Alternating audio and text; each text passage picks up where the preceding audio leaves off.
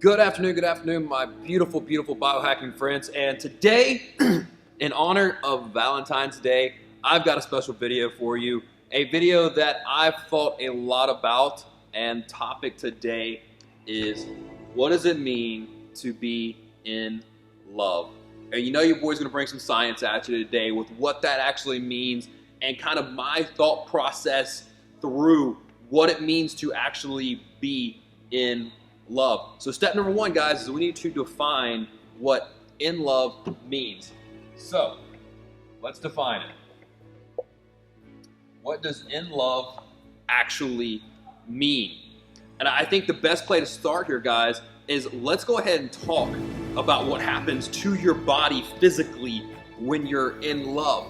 So the distinction I want you to understand between lust and love, because I think that's the biggest misconception here with what most people try to define love as, is lust versus love. So here's the difference. There's two pleasure hormones in your brain, all right? Those two pleasure hormones, dopamine, serotonin. So what's the difference between those two pleasure hormones? The difference is dopamine is that pleasure you get from something like sex. It's that immediate gratification. It's that hit of, oh man, that feels so good. Versus serotonin, all right, serotonin is that deep, fulfilling pleasure hormone when you're actually in love with someone. So dopamine is lust, immediate gratification. Serotonin, love, long-term satisfaction, fulfillment. Like that feeling you get when you just think about someone and you're like, they're awesome.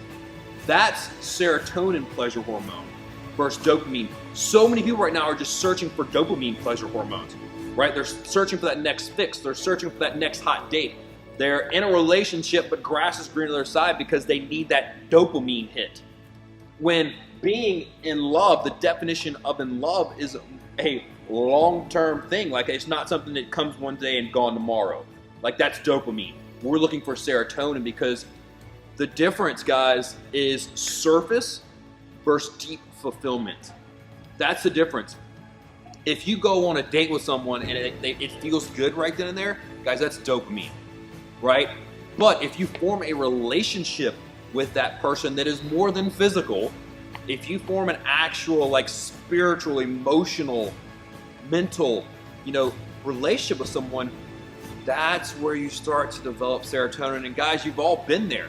You know the difference. If you really honestly think about it, you know there's between a dopamine relationship and a serotonin relationship. So that's what we're after, guys. So to me, that's how I define it. I define it by literally which chemical process am I looking for in my body, because I'm thinking of love as a long-term commitment. That is something that I want to be just truly fulfilling. All right, so that is my definition of love. So how do we find what it means to be in love? How do we find that serotonin? Next thing you got to do, guys, is you got to fall for yourself. This is the number one thing that people screw up, is they start searching for dopamine, serotonin in someone externally before they find it in themselves, right? We're looking at it from a addiction standpoint, an addiction point of view versus an abundant point of view. Here's what I mean by that. If we're coming from abundance, love is already inside of us. It's something that we have no choice but to let it out, but to overflow because it's so abundant inside of us. Versus the dopamine hit of love, the external source, is, hey, I don't feel good. I don't like myself. I need someone else to justify my existence. I need someone else to justify who I am. I need someone to give me validation that I am good enough. That, sadly, is the way most people come into a relationship. That whole Jerry Maguire crap of, you complete me. Like, no, that's stupid. If you understand fractions, what's 1/2 plus 1/2? 1/2 times 1/2, because that's what happens in a relationship. It's 1/4, right? Guys, I know my math's not great, but I'm pretty sure that's what it is. So if two halves come together, they're going to equal a fourth. Come on, guys. Like, what you have to do is you've got to fall for yourself first. You've got to understand who you are. You got to understand what you want. You got to understand what makes you happy. Guys, you can't find happiness until you know what that looks like for you, until you define it for yourself. So one piece of advice I always give my clients, especially when I do any type of relationship coaching, is date yourself. Date yourself first. All right? Go do things that you like doing. Understand what that means to you. And then once you fall in love with yourself and who you are, and you're like, oh man, I know me now. I have some self-awareness about what I like, what I expect, what my standards are. Once you know that, now you're at a healthy enough place to actually enter into a relationship. Now don't get me wrong, there's plenty of relationships that have started and lasted, and they came together not complete. But the biggest thing they did, and the biggest thing that you have to do with falling in love with yourself, guys, is being a growth mindset. How many times have I talked about being in a growth mindset? So the biggest thing about falling in love with yourself is being in a growth mindset and understanding that, oh man, I can learn through this. I can become better through this, right? So therefore, when you get into a relationship, you have that growth mindset already. So now you can learn from each other, right? All right, guys. Step number 3 is, sorry, my pen's dying. Standards, not expectations. So what do I mean by that? So many people go into relationships with expectations. Not only do they go in expectations, but they expect someone to do something without even clearly communicating that with someone, and then they get mad because that person didn't do what they expect them to do when they never said, I need you to do this for me. Ladies, you wonder why men get frustrated. Hey, you never told me that's something you needed from me. You never told me that was your love language. How can I fulfill something you never told me? Oh, you expected me to? You expected me to read your mind? That works both ways. What I mean by standards are something you have internally.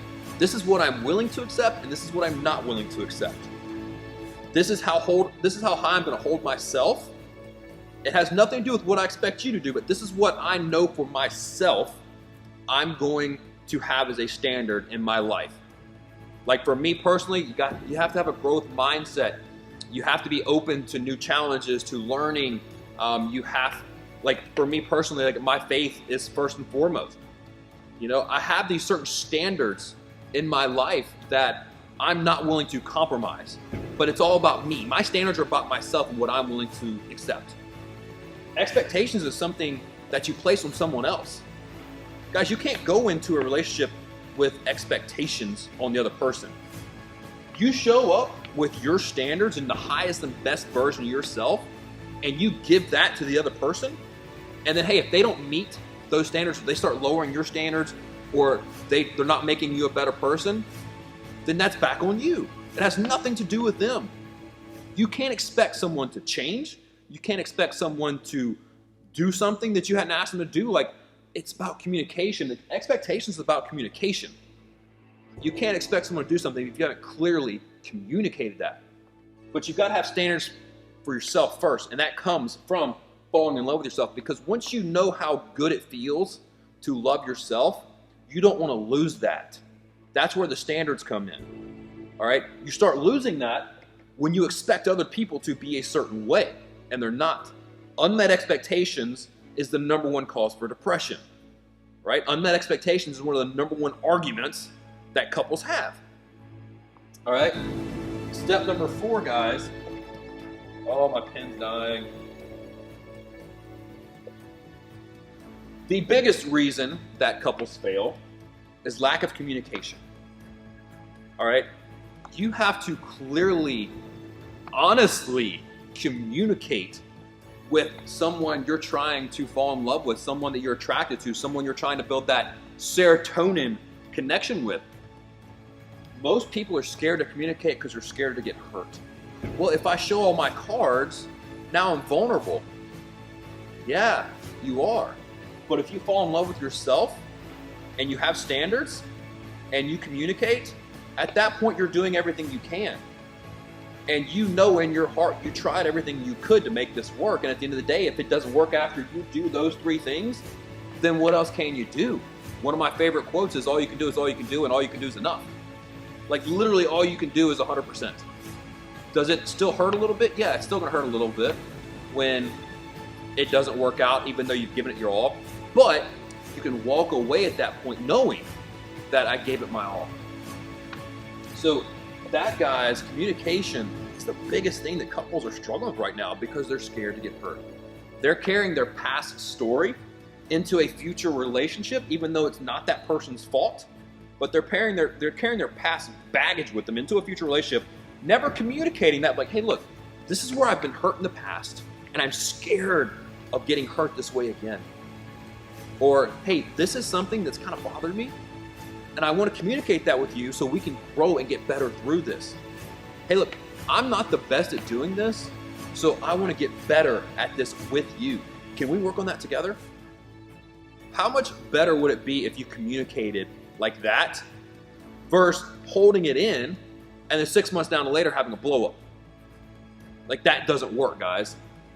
You know, I love when I see a couple communicating honestly and vulnerably, because at least you know where you stand.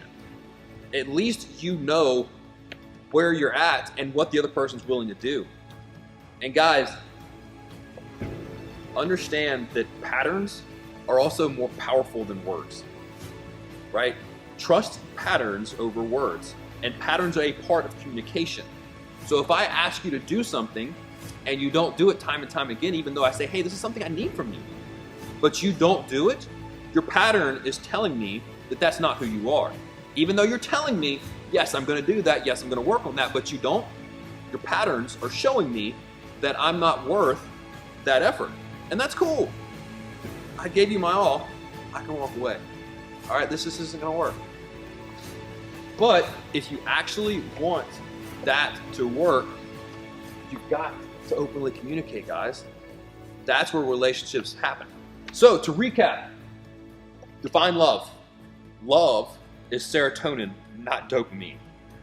Fall in love with yourself, guys. Date yourself first. Understand who you are, what you want in this world. Standards, not expectation. Have standards on who you are, what you want, and what you're willing to accept, and the compromises you're willing to make.